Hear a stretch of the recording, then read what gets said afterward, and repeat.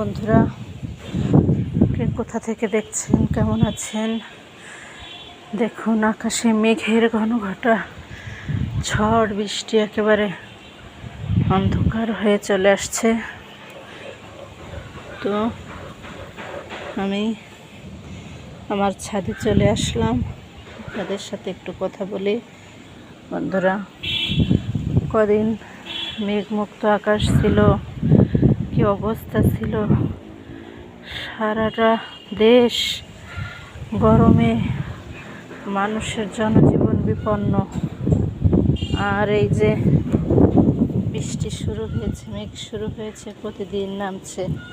তো এখন আবার কত মানুষ বলে, এত মেঘ প্রতিদিন, ফসল শুকাবো, ধান কাটা লাগছে, কি করব? বলেন তো, সৃষ্টিকর্তা কোন দিকে আমাদের কোন দিকে যাবে? কোনো কিছুতে আমরা মানুষ মনতুষ্ট হই না, কোনো কিছুতে আমাদের মনে তৃপ্তি আসে না। সর্বোপরি কথা হচ্ছে, সৃষ্টিকর্তা যেটা ভালো বুঝবেন সেটাই করবেন। যখন যেটা প্রয়োজন সেটা তিনি ভালোই জানেন, এবং সেই হিসাব মতোই তিনি কাজ করবেন, আর সেটাই আমাদের মেনে নিতে হবে।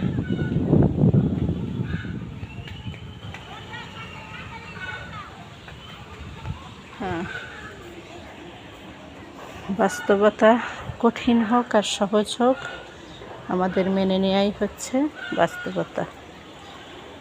বন্ধুরা, তবে একটি কথা, ঝড় বৃষ্টির দিনে, ঝড় বৃষ্টি তো হবেই, তবে সবাই সাবধানতা অবলম্বন করবেন।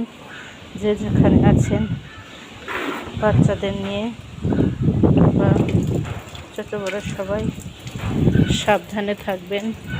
অনেক সময় অনেক বিপজ্জনক ঘটনা ঘটে যায়, তো কেয়ারফুল। বাতাস জোরে আসছে বন্ধুরা, আমি এখন নিচে চলে যাব। প্রচণ্ড জোরে বাতাস ছেড়েছে এখন।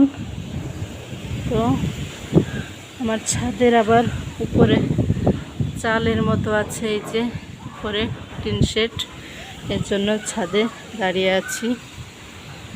বন্ধুরা, আপনারা যারা বাইরে থাকবেন অবশ্যই মেঘ দেখে ঘরে চলে যাবেন, বাচ্চাদের ভিতরে রাখবেন, অনেক সময় অনেক দুর্ঘটনার কারণ হতে পারে।